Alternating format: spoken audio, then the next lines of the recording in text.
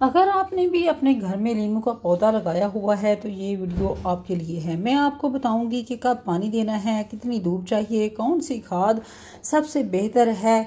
तो आपने वीडियो को आखिर तक ज़रूर देखना है। यहाँ मेरे गार्डन में बहुत ही खूबसूरत सा नींबू का पौधा जो है वो ग्रो हो रहा है और इसकी एज जो है ये लगभग 2 ईयर हो गई है और इसके ऊपर आपको बहुत खूबसूरत से फ्लावर्स बर्ड्स भी नज़र आ रहे होंगे। बारिश हुई है और बारिश के बाद जो है इसके ऊपर देखें माशाल्लाह कितनी रौनक है, लश ग्रीन जो है ये आपको प्लांट, हेल्दी प्लांट जो है वो नज़र आ रहा होगा। आप भी अपने प्लांट्स को हेल्दी बना सकते हैं। किस तरीके से, चंद टिप्स जो हैं उनके ऊपर आपको अमल करना ज़रूरी है। आज की इस वीडियो में मैं आपको ये भी बताऊंगी कि कौन सी फर्टिलाइज़र जो है नींबू के पौधे के लिए बहुत ज़रूरी होती है, कब फर्टिलाइज़र देनी है, कितनी मकदार में देनी है, ये डिटेल के साथ आज अपनी इस वीडियो में तमाम चीज़ें जो है ये मैं डिस्कस करने वाली हूँ। इससे पहले आपको मैं दिखा रही हूँ कि यहाँ जो है जहाँ जहाँ से प्रूनिंग की, इसकी हार्ड प्रूनिंग की, तो वहाँ से इसके बहुत खूबसूरत सी न्यू शाखें जो है ना, न्यू ब्रांचेस जो है वो निकली हैं और ये ब्रांचेस, जितनी ज़्यादा ब्रांचेस होंगी उतने ही ज़्यादा ऊपर फ्लावर्स आएंगे, उतने ही ज़्यादा ऊपर फल लगेंगे। तो यहाँ आपको नज़र आ रहा होगा कि कितना हेल्दी सा प्लांट है नींबू का। हर महीने में एक बार खाद देना काफ़ी होता है, खुसूसन बढ़ने के सीज़न में मार्च से सितंबर तक जो है खाद जो है ये आप लाजमी हर महीने में शामिल करें। लेकिन अगर सर्दियां हैं तो सर्दियों में जो है आपको खाद जो है इसका इस्तेमाल कम करना होगा या बिल्कुल बंद कर देना होगा। खाद बनाने के लिए आप कौन कौन सी चीज़ें जो है ना, खाद कौन कौन सी इसमें इस्तेमाल कर सकते हैं। केले के छिलके पोटाशियम से भरपूर जो कि फूल और फल बढ़ाते हैं, इसलिए आप बनाना पील जो है, केले के जो छिलके हैं ना वो डालें, क्योंकि बाज़ औक़ात आपके पौधे में न्यूट्रिएंट्स की कमी हो जाती है जो कि इस तरह की ऑर्गेनिक फर्टिलाइज़र जो है वो उससे पूरी हो जाती है। अगर आपके पौधे के भी इस तरीके से पत्ते जो है वो मुड़ना शुरू हो चुके हैं तो सबसे पहले देखेंगे इसके ऊपर किसी किस्म के कोई पेस्ट वगैरह का अटैक तो नहीं है। अगर पेस्ट का अटैक नहीं है, किसी भी किस्म का कोई भी इसमें जो आप देख सकते हैं कि कोई फंगस नहीं है, तो फिर आप समझ जाएं कि पौधे में न्यूट्रिएंट्स की कमी जो है वो हो चुकी है, जिसकी वजह से आपके पत्ते जो है ना वो मुड़ना शुरू हो चुके हैं। वैसे तो एक जो है वो बीमारी होती है पत्ता लपेट, लेकिन अमूमन लेमन के पौधों के ऊपर बहुत कम जो है ना उसका अटैक आता है। तो इसलिए आप इसको फर्टिलाइज़र जो है वो दें। फर्टिलाइज़र में आप केले के छिलके दे सकते हैं। इसके साथ साथ आप जो अंडे के छिलके जो है वो पौधे को कैल्शियम मुहैया करते हैं, बारीक पीस कर मट्टी में मिला सकते हैं।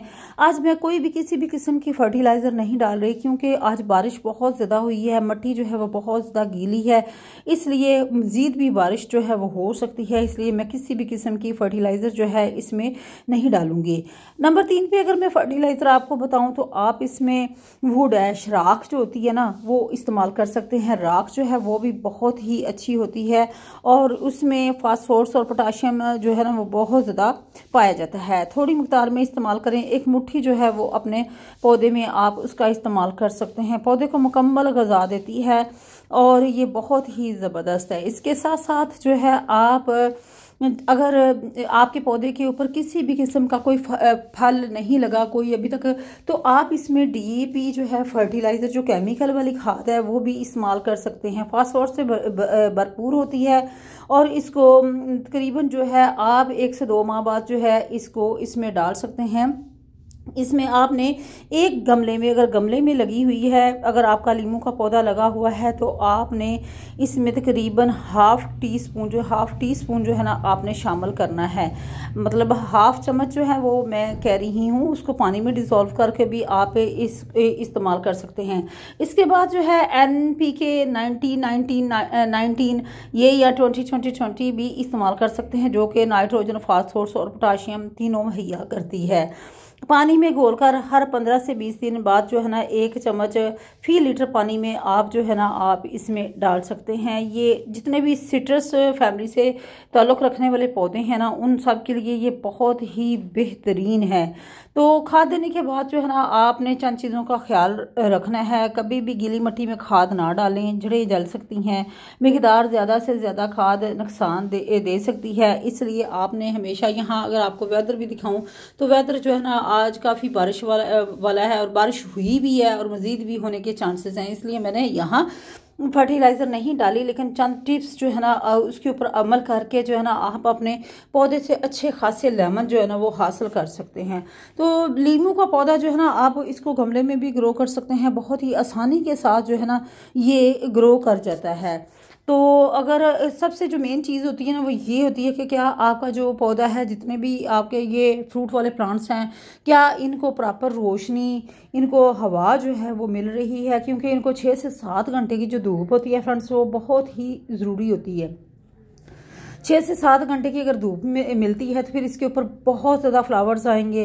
बाज़ का तो ये भी एक परेशानी होती है कि फ्लावर जो है वो गिर क्यों जाते हैं, तो ये भी एक बहुत परेशानी वाली बात है कि फूल तो लगते हैं लेकिन फल नहीं लगता। तो ऐसे में आपको क्या करना होगा ये भी मैं बताऊंगी। लेकिन अभी तक अगर मेरे चैनल को आपने सब्सक्राइब नहीं किया तो फ्रेंड्स सब्सक्राइब और लाइक ज़रूर कर दें, ताकि जितनी भी मेरी वीडियोज़ हैं उनकी नोटिफिकेशन आप तक पहुंच सके और आप जो मज़ीद इन्फॉर्मेशन है वो मेरी वीडियो से हासिल कर सकें।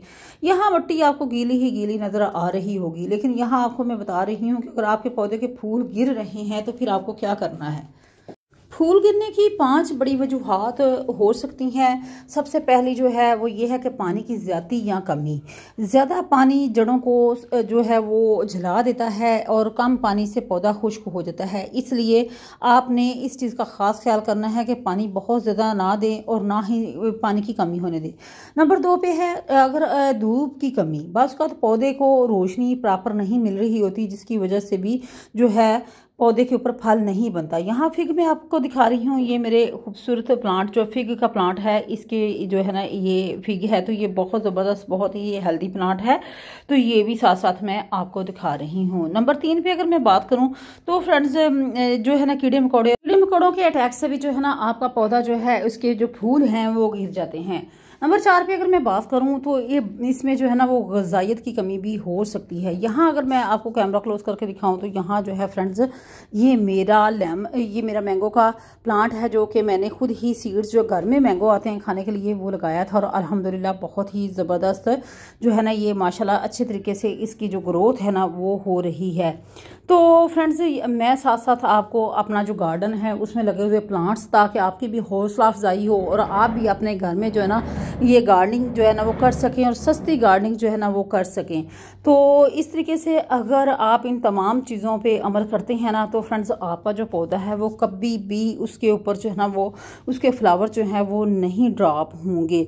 तो बाज़ का तो ये होता है कि इसमें फर्टिलाइज़र की कमी की वजह से जो है ना वो भी पौधे के ऊपर जो है ना वो फल ड्रॉप होना शुरू हो जाते हैं।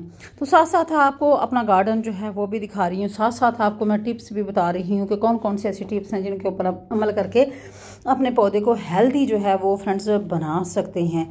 तो इस तरीके से और एक जो मेन चीज़ है जगह बदलना, बार बार आपने जगह भी अपने पौधे की नहीं बदलनी।